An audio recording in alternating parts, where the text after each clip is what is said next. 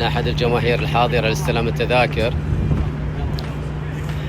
ناخذ آراءهم حول المباراة بكرة. حياك الله يا طيب، تتوقع نتيجة بكرة ضد الأردن؟ مش خايف من الأردن؟ ممكن طمع. خلينا نشوف تتوقع نتيجة معينة بكرة حبيبي؟ ان شاء الله 2-1.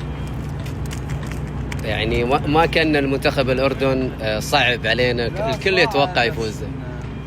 واثقين في منتخبنا.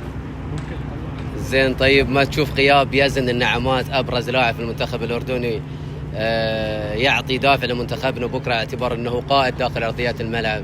سواء غاب سواء حاضر، المنتخب يفوز.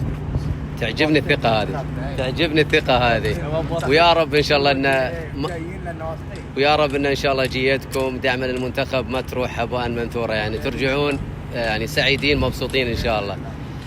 زملائك الكل متوقع 2-0 2-1، شو تتوقع أنت المباراة؟ فزنا على فلسطين بشق الأنفس بصعوبة صراحة. 3-1 الخميس وناخذ الكاس ان شاء الله.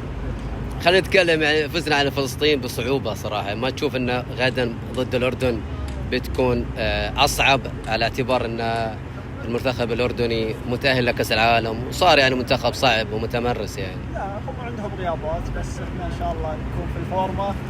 هذا أهم شيء، هذا أهم شيء ذي، إنك تكون في الفورمة. حياك الله يا طيب. المنتخب السعودي لما يكون في قطر دائما، يعني هو 4 مشاركات في قطر، حقق 2 بطولتين، الثالثة لم نوفق، هذا الرابع إن شاء الله إن احنا نحققها السنة بطولة العرب.